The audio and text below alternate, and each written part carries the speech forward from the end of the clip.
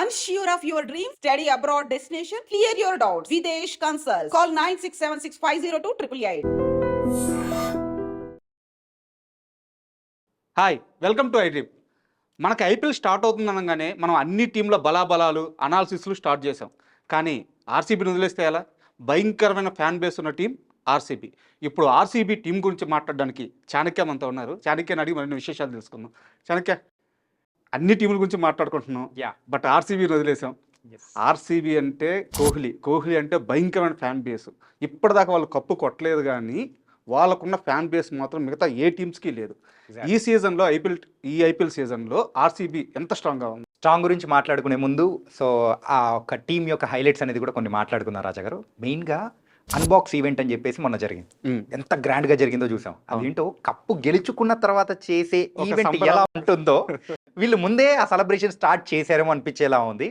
And దీని మీద కొన్ని మిక్స్డ్ ఫీలింగ్స్తో వచ్చిన మీమ్స్ కానీ, అండ్ వేరే ఆపోజిట్ టీమ్స్ ఉన్న ఫ్యాన్స్, ఆ మీమర్స్ వాళ్ళందరూ కూడా వీళ్ళేంటారా ఇప్పుడే ఇలా చేసేస్తున్నారు అనే టైప్ ఆఫ్ అనేది చేశారు. కానీ సో ఇట్ వాస్ ఒక భయంకరమైన ఫ్యాన్ బేస్ ఉన్న టీంలో ఆర్సీబీ. దానికి కారణం వన్ అండ్ ఓన్లీ కారణం అంటే it was Virat Kohli. So starting నుంచి ఎప్పుడైతే ఐపీఎల్ స్టార్ట్ అయిందో అప్పటి నుంచి ఇప్పటి వరకు కేవలం ఒకే టీం తరపున ఆడుతున్న వన్ ఆఫ్ ద ప్లేయర్లో సో విరాట్ కోహ్లీ కూడా ఒకరు కాబట్టి సో అందుకే ఆ లాయల్ ఫ్యాన్ బేస్ అనేది కూడా ఉంది. అండ్ వాళ్ళు ఎప్పుడు రెగ్యులర్గా యూజ్ చేసే ట్యాగ్ లైన్ మాత్రం ఈసారి ఎందుకో యూజ్ చేయట్లేదు, తగ్గించారు కదా, చాలా తగ్గించారు. ఈసారి కప్పు నమ్మదే అని వాళ్ళు ట్యాగ్ లైన్ని ఈసారి మార్చేశారు. ఈవెన్ డివిలియర్స్తో కూడా కోహ్లీ చెప్పాడు ఈ ట్యాగ్ లైన్ మాత్రం యూజ్ చెయ్యొద్దు అని చెప్పేసి. మరి ఎక్స్ వేదికగా కూడా మనకు కూడా అర్థమైంది. అండ్ ఎందుకంటే ఆ స్లోగన్ వాళ్ళకు సరిగ్గా పనిచేయట్లేదు అనుకుంటా. అవును. అండ్ కొన్ని యాడ్స్ ప్రకారం కూడా మనం చూస్తున్నాం. So this is an 18th season కాబట్టి కోహ్లీ యొక్క జెర్సీ నెంబర్ కూడా 18 సేమ్ ఈ సీజన్ మాత్రం కొట్టబోతున్నాము ఏమని చెప్పేసి ఆ ఊహ జనకంలో ఉన్నారు. కొంత సెంటిమెంట్. క్రికెట్ విషయంలోకి వచ్చేటప్పుడు సెంటిమెంట్లు ఎంతవరకు పనిచేస్తాయో లేదో తెలీదు. 18 అంటున్నారు. కాకపోతే సిఎస్కే వాళ్ళు అయితే ధోని యొక్క ఆఖరి ఇది కాబట్టి కప్పు కొట్టేది మేమే అంటున్నారు. ఇంకా బ్యాటింగ్ లైనప్ విషయానికి వచ్చేటప్పటికి అటు పంజాబ్ స్ట్రాంగ్గా ఉంది, ఎస్ఆర్హెచ్ అయితే భయంకరమైన విభత్సంగా ఉంది. అండ్ ఎంఐ గురించి మనం చెప్పుకోవాలి. ఎస్, ఇలా అన్ని టీమ్స్ కూడా వాళ్ళ సొంత బలాలతో కూడా మరి ముందుకు వెళ్తూ ఉన్నారు. కాబట్టి coming to the RCB team ఈసారి ఎక్కువగా ఆప్షన్ విషయంలో అయితే ఫస్ట్ డే నిజంగా చాలా వరకు డిసప్పాయింట్ చేశారే అని అనుకున్నాం. ఏంటంటే కేఎల్ రాహుల్ని వదిలేశారు. అండ్ 14 కోట్లకే వస్తున్న కేఎల్ రాహుల్ అయితే తన ఒక ఎక్స్ప్రెషన్ అంటే తన ఒక ఆశను కూడా డైరెక్ట్గానే చెప్పాడు. ఏంటంటే నేను ఆర్సీబీ తరఫున ఆడాలని ఉంది అని చెప్పి డైరెక్ట్గా ఏ ప్లేయర్ చెప్పడు, కానీ బహిరంగంగా చెప్పాడు. కానీ తనని తీసుకురాకుండా ఒకనొక టైంలో వెంకటేష్ అయ్యర్ కోసం 23 కోట్ల వరకు కూడా వెళ్ళారు. అది ఎందుకో ఏంటో కూడా అర్థం కాలేదు. ఒక లోకల్ బాయ్ అయినా మరి కేఎల్ రాహుల్ని తీసుకొని వచ్చింటే బాగుండేదని చాలామంది అనుకున్నారు. అదే వన్ ఆఫ్ ద బిగ్ డిసప్పాయింట్మెంట్లో మాత్రం ఫ్యాన్స్ విషయంలో అది మాత్రం ఉండింది. ఒకవేళ కేఎల్ రాహుల్ ఉండింటే పరిస్థితి వేరుగా ఉండేదేమో, ఆ లోకల్ ప్రభావం. అండ్ క్రికెట్ తెలిసిన వాళ్ళు కూడా సగం మందికి తెలియదు ఎవరు రజిత్ పట్టిదార్ అని చెప్పేసి అని అనుకున్నారు. ఇప్పుడు ఆర్సీబీ కెప్టెన్గా అందరికీ తెలిసేలా చేశాడు. రజిత్ పట్టిదార్ని కెప్టెన్గా అనౌన్స్ చేశారు. ఆ కెప్టెన్గా అనౌన్స్ చేసిన తర్వాత అసలు ఈ రజిత్ పట్టిదార్ ఎవరు అని చెప్పేసి ఎక్కువగా గూగుల్ సెర్చ్ జరిగే ఉంటుందేమో. ఎందుకంటే మన ఇండియా తరఫున కేవలం 1-2 మ్యాచ్లు మాత్రమే ఆడాడు, అది కూడా T20s తరఫున. అంత పెద్ద ట్రాక్ రికార్డ్ లేదు. కానీ ప్రీవియస్ సీజన్లో అయితే ఆర్సీబీ తరఫున తనైతే ఒక మూల స్తంభంలో నిలబడి సో కొన్ని మ్యాచెస్ని కూడా గెలిపించిన టీం మెంబర్స్లో తను కూడా ఒకడు. కాబట్టి టీం అతని మీద ఎక్కువగా ఆశలనేది కూడా పెట్టుకుంది. ద ఫ్యూచర్, సో ఆర్సీబీకి ద ఫ్యూచర్ మరి తనైతే బాగుంటుంది అనుకొని రజిత్ పట్టిదార్ మీద నమ్మకం పెట్టుకుంది కాబట్టి సో తన మీద వెళ్ళిపోయింది. ఒకసారి మనం బ్యాటింగ్ ఆర్డర్ చూద్దాం. ఎగ్జాక్ట్లీ బ్యాటింగ్ ఆర్డర్ విషయానికి వచ్చేటప్పటికి obviously Kohli and Rajith Patidar and ఇంకొకరు దేవదత్ పడికల్. ఎక్కడైతే మరి స్టార్ట్ చేశాడో దేవదత్ పడికల్ మళ్ళీ హోమ్కే వచ్చేసినట్టు. చాలా మంది ప్లేయర్స్ హోమ్కి వచ్చిన తర్వాత ఆ ఫీలింగ్ వేరు ఉంటుంది కదా, అలాగే ఓపెనర్స్ విషయంలో కూడా దేవదత్ పడికల్ వచ్చి జాయిన్ అయ్యాడు. అండ్ ఆ తర్వాత అయితే మరి ఇంగ్లీష్ బ్యాట్స్మెన్ అయిన Phil Salt, wicket keeping come batsmen. అవును, తన ఎంత విధ్వంసకరమైన బ్యాట్స్మెన్ మనందరికీ తెలుసు. సో తను కూడా ఇప్పుడైతే టీంలో స్క్వాడ్లో జాయిన్ అయ్యాడు. మరి ఇంకా ఆల్రౌండర్స్ విషయానికి వచ్చేటప్పటికి చాలామంది కూడా ఉన్నారు అన్నమాట. లివింగ్స్టన్ కానీ, మరి రొమారియా షెపర్డ్, స్వప్నిల్ సింగ్ గురించి మనం ప్రత్యేకంగా మాట్లాడుకోవాలి. స్వప్నిల్ సింగ్ వీళ్ళందరూ కూడా లాస్ట్ సీజన్లో ఆర్సీబీకి మంచి విజయాలు వచ్చేలా ప్రయత్నించారు. మెయిన్గా సీనియర్స్ ఎక్కడైతే వాళ్ళు ఫెయిల్ అవుతూ వస్తున్నారో అలాంటి టైంలో వీళ్ళు ఒక 1 స్టెప్ ఫార్వర్డ్ అయ్యి విజయాలు అందించారు కాబట్టి సో వాళ్ళ దగ్గర నుంచి మంచి పర్ఫార్మెన్స్ ఉంది. The future of the RCB వీళ్ళందరూ కూడా అనుకోవచ్చు అని చెప్పి వాళ్ళని కూడా ట్రైన్ చేసే అవకాశాలు కొంతమందిని అలాగే అట్టి పెట్టుకున్నారు. ఇలాంటి పరిస్థితుల్లో వాళ్ళ మీద నమ్మకాలు అనేది కూడా ఎక్కువగా ఉన్నాయి. అండ్ నేను అనేది ఏంటంటే ఆర్డర్ ఒకసారి మాట్లాడుకున్నాం, ఎలా ఉంటుంది ఆర్డర్, బ్యాటింగ్ ఆర్డర్? ఆర్డర్ విషయానికి వచ్చేటప్పటికి ఫస్ట్ ఫిల్ సాల్ట్తో పాటు ఓపెనింగ్ చేసేది అయితే విరాట్ కోహ్లీ. ఓకే. సో వీళ్ళిద్దరు మాత్రం పక్కా ఉంటారు. సెకండ్ డౌన్ వచ్చేటప్పటికి దేవదత్ పడికల్ ఉన్నాడు. సో దేవదత్ పడికల్, రజిత్ పటిదార్ వీళ్ళిద్దరి మధ్యలో so 1 down and second down ఈ 2 పొజిషన్లో కొంచెం స్వాప్ జరిగే అవకాశాలు ఉంటాయి పరిస్థితులను బట్టి, సిచ్యువేషన్స్ తగ్గట్టు చేంజ్ అవుతుంటారు. దెన్ దాని తర్వాత నెక్స్ట్ వచ్చేది ఇంకా 5th పొజిషన్లో లివింగ్స్టన్ వచ్చేస్తాడు. సో అక్కడి నుంచి మొదలు పెట్టుకుంటూ వెళ్ళిపోతారు అనమాట. లివింగ్స్టన్ తర్వాత Tim David. Okay. So Tim డేవిడ్ని వాళ్ళు ప్రత్యేకంగా తీసుకుంది కూడా ఆ పొజిషన్ని స్ట్రాంగ్ చేసుకోవాలి. ఒక ఫినిషర్. ఫినిషర్ రోల్లో మనకైతే లాస్ట్ సీజన్స్లో కూడా చూసాము. ఆ ఫినిషర్ రోల్లో మరి మ్యాక్స్వెల్ని ట్రై చేశారు, చాలా మందిని ట్రై చేశారు, కానీ వాళ్ళకి అనుకున్నంత రిజల్ట్స్ ఏదైతే రాలేదు.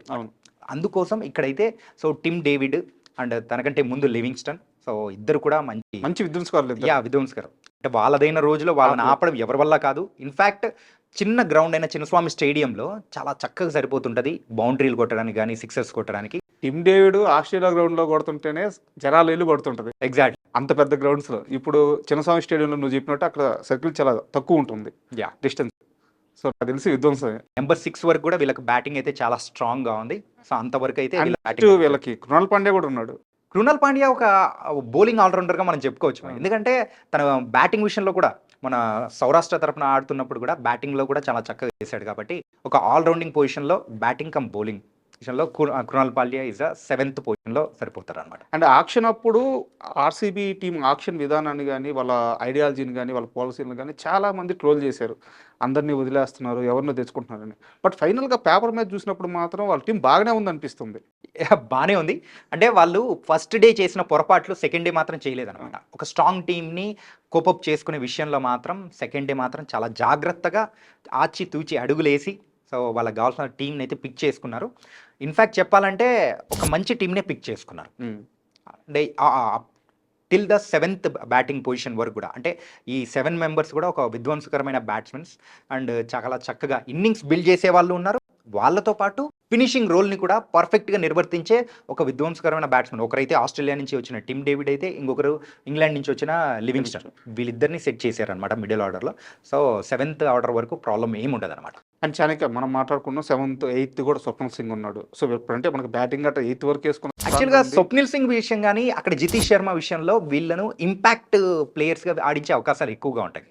ఎందుకంటే ఇంపాక్ట్ ప్లేయర్ విషయంలో వీళ్ళను అంటే ప్రయోగించే ప్రయత్నాలు మాత్రం ఖచ్చితంగా ఉంటాయి. ఎందుకంటే 8th పొజిషన్ నుంచి ఏమవుతుందంటే సుయాన్ శర్మ సో ఒక పర్ఫెక్ట్ ఒక మిస్టరీ స్పిన్నర్లా కూడా వాళ్ళను ఆడించే అవకాశం ఉంటుంది. అండ్ లాస్ట్ టైం కేకేఆర్ తరఫున ఆడేటప్పుడు కూడా సుయాన్ శర్మకి ఒక మంచి రికార్డ్ అనేది కూడా ఉంది. కాబట్టి 8th పొజిషన్లో అయితే సుయాన్ శర్మ, దాని తర్వాత అయితే భువనేశ్వర్ కానీ దయల్ తర్వాత అయితే Josh Hazlewood. So last batting ఆర్డర్లో జాష్ హెజిల్వుడ్. కాబట్టి వాళ్ళకైతే 7th వరకు మాత్రం స్ట్రాంగ్గా ఉంది.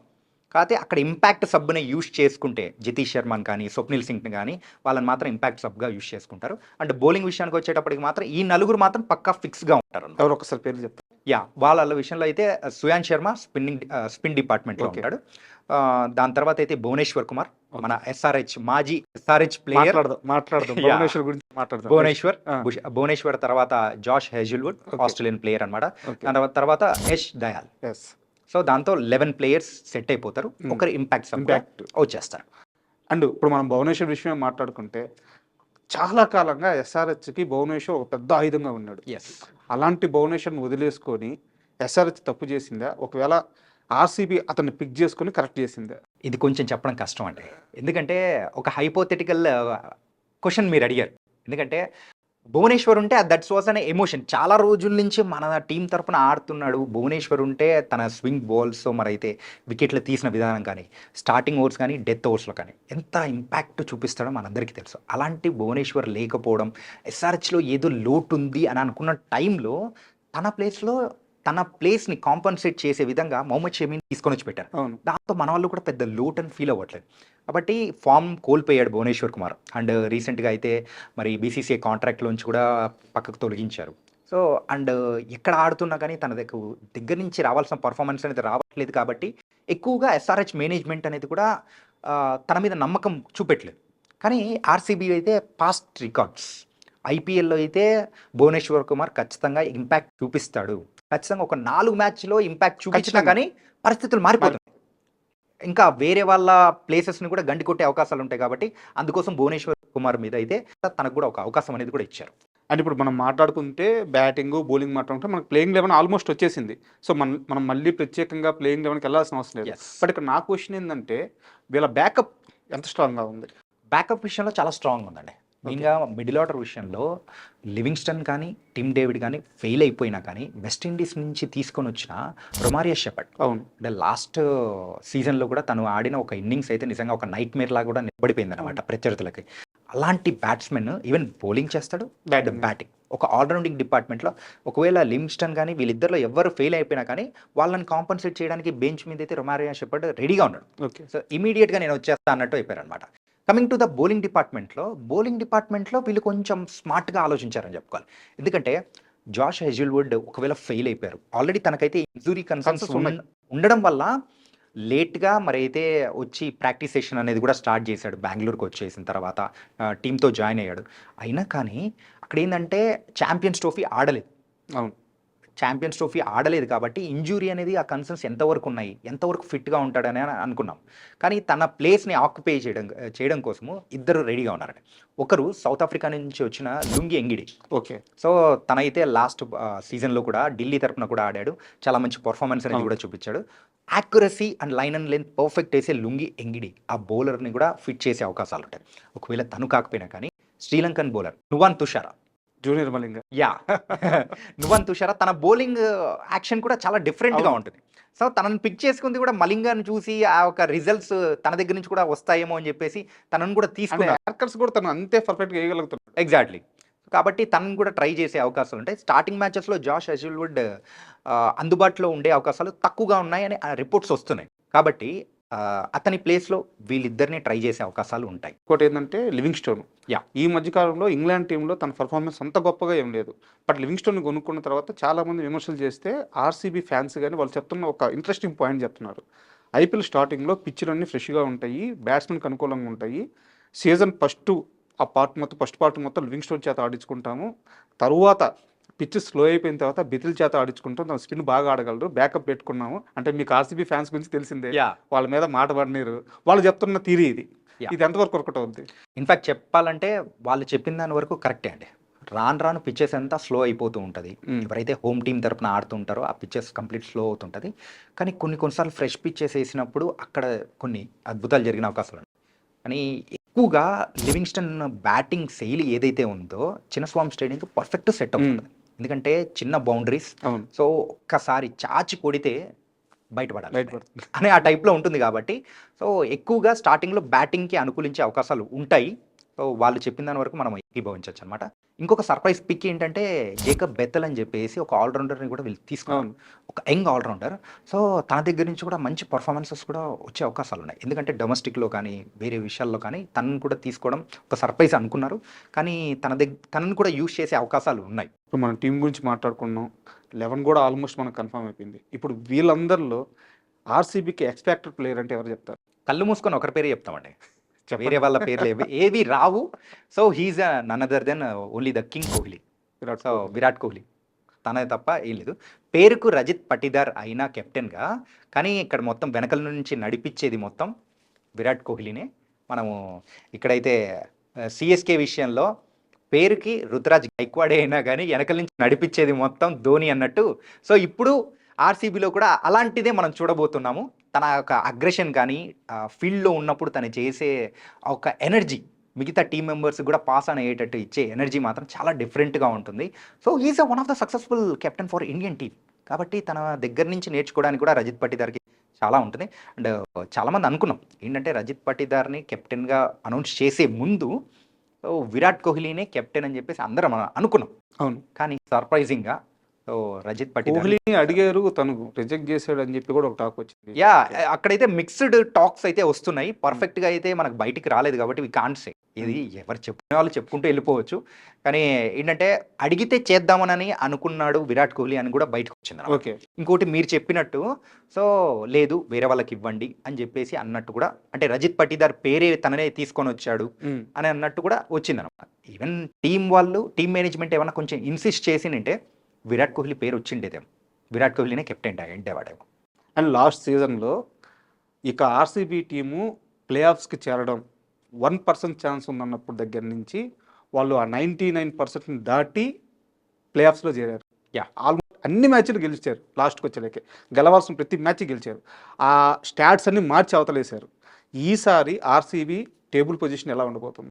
లాస్ట్ సీజన్లో అయితే అంటే వాళ్ళకి ఫస్ట్ హాఫ్ బాగాలేదేమో, అవును, సెకండ్ హాఫ్ అదిరిపోయేటట్టుంది. అవును, అలాంటి పర్ఫార్మెన్స్ వాళ్ళ దగ్గర నుంచి చూసాము. స్వప్నిల్ సింగ్ కానీ రజిత్ పటిదార్ వీళ్ళందరి యొక్క కృషి and Will Jacks Will Jacks ఎందుకు వదులుకున్నారో కూడా అర్థం కాలేదు. అదే ఆర్సీబీ స్టాట్. యా ఏంటంటే ఎంఐలో ఉన్న టీమ్ డేవిడ్ని ఇట్లా తెచ్చుకున్నారు, విల్ జాక్స్ని మేము ఇచ్చేస్తున్నట్టు వాళ్ళు ఇచ్చేసారనమాట. పుచ్చుకున్నారు. యా ఇచ్చిపుచ్చుకున్నారు.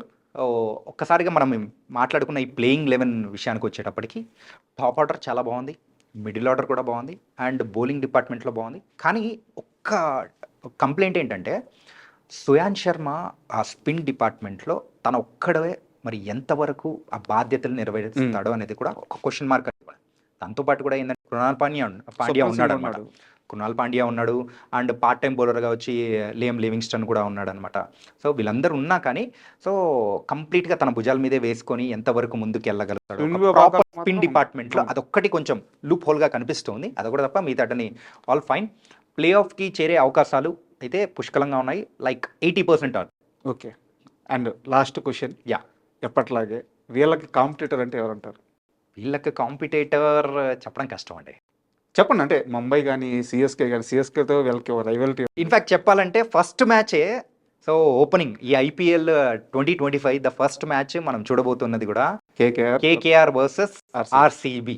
మరి వాళ్ళతోనే మరి స్టార్ట్ అవబోతుంది కాబట్టి వాళ్ళ కాంపిటేటర్స్ కేకేఆర్ అనే చెప్పుకోవచ్చాము. ఓకే చనక, ఎప్పుడైతే ఆర్సీబీ కప్పు గెలుస్తుందో అప్పుడు కొన్ని కోట్ల మంది ఆనందంతో గెంతులేస్తారు. యా మరి ఈ సీజన్లో అది జరుగుద్దో లేదో చూద్దాం. జరిగితే మాత్రం కోహ్లీకి పండగని చెప్పుకోవచ్చు. వెయిట్ చేద్దాం. Thank you.